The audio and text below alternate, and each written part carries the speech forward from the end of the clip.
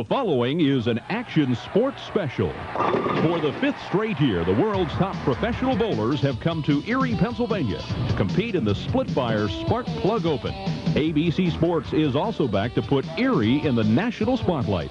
Over 4,500 fans packed the Erie Civic Center last year for the television finals. This year, it could be even bigger. Innovation has been the key to the tournament's success. It's been voted by the bowlers one of the top cities on the PBA Tour year after year. Join us now for the $180,000 Splitfire Sparkplug Open, brought to you by your local Dodge dealers. Good evening, everyone. I'm John Evans, and we're live at the Erie Civic Center for the next 30 minutes. We will preview tomorrow's TV finals, which will be nationally televised, as mentioned, by ABC Sports. You know, just a short time ago, this Civic Center floor was covered with ice. The Erie Panthers were playing here, but as you can see behind me, they have constructed 4 portable bowling lanes. AMF is in here, and they have put together a little mini bowling center, and with some large TV screens have transformed this into a great spectacle for tomorrow. For the 2nd straight year, they'll be having the TV finals here at the Civic Center. Over 4,000 people here last year. We expect even more to be here tomorrow to view the action live, and it should be exciting. We have a great field of 5 bowlers who will be taking part. We'll be talking to them. Many of them are here warming up as we speak. Jet TV's Mike Gallagher and Brian Duffy are down on the floor, and we're going to go to them now for, first off, a very special presentation. Guys?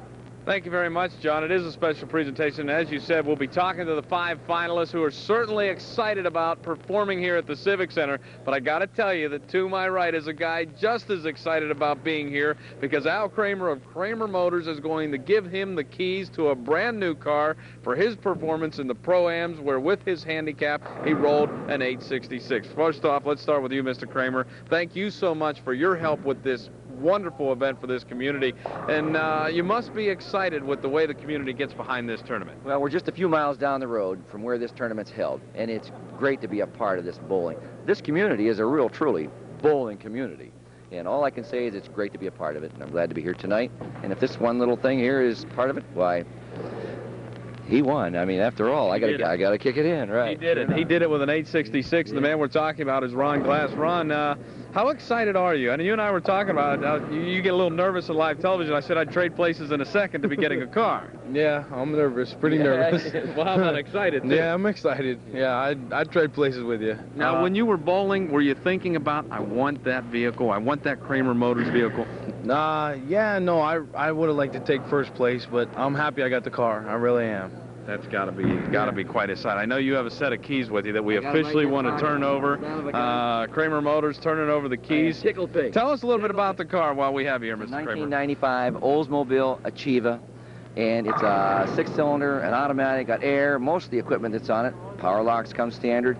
You will enjoy, and your family will enjoy, driving this car for a year. I think the big question, though, trunk space. Can he get his bowling balls and his equipment back and forth from Eastway Lane? Yeah, and he can go back and forth. I guess he's going to try tournaments here one of these times. He can even do that. And it's great. I am so tickled to know the guy that won the car. And in the past, you know, we had to have a 300 game. You don't need to do that anymore, because we're going to give this car away for a year instead of just playing flat out giving the whole car away. And this is work. Now we have a winner, and I'm glad it's Ron. Super, Ron. Congratulations, and I hope the first trip with it is here to the television finals tomorrow to watch it happen. Okay. Congratulations. Super. Again, Ron. Thank you, Kramer. Ron Glass, big winners tonight. Thanks to Kramer Motors, giving away that super car for a super performance for this super event. Now back up top to John Evans. John? Thank you very much, Mike. And as mentioned, we're going to be speaking with many of the finalists who will be on ABC tomorrow. But first, we're going to take a short time out and be back with more live from the Erie Civic Center. The Splitfire Sparkplug Open continues here at the Erie Civic Center. I'm John Evans, and we're now going to join Brian Duffy, who's with the man. If he bowls one game and gets the victory tomorrow, he'll walk home with $39,000. Duff? John, Steve Jaros is definitely in the catbird seat to tomorrow at the Splitfire Sparkplug Open. One win for you, and it's $39,000. Let's backtrack a little bit first and talk about tonight's final eight-game block of match play. What went well for you? Obviously, a lot did. Well, it really did. Basically, what I was trying to do is just maintain my pace against Mark.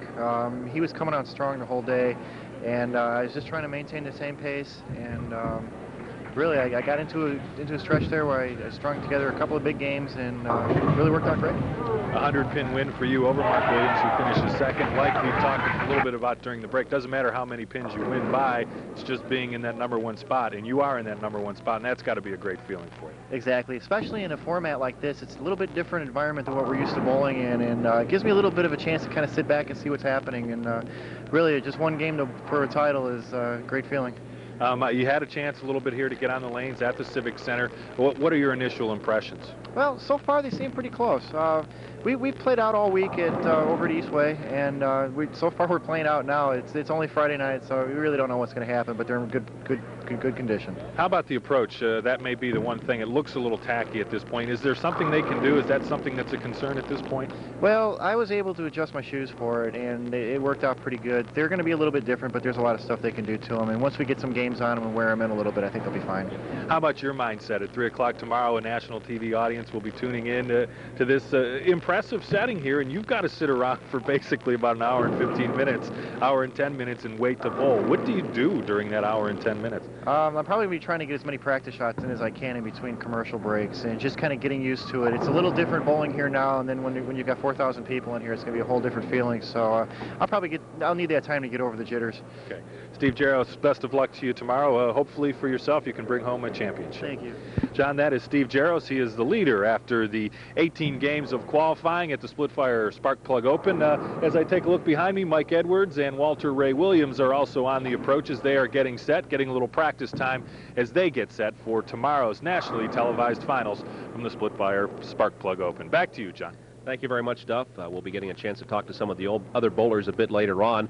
If you think Erie isn't a bowling town, well, guess again. It certainly is definitely a bowling town. The Polish Falcons Nest 610 of Erie is going to be hosting a national bowling tournament of clubs from throughout the United States. More than 1,000 bowlers expected here in the city of Erie at Eastway Lanes and at Eastland Bowl, and that'll be on the April the 27th through the 30th. So lots of bowling all year round here in Erie, Pennsylvania.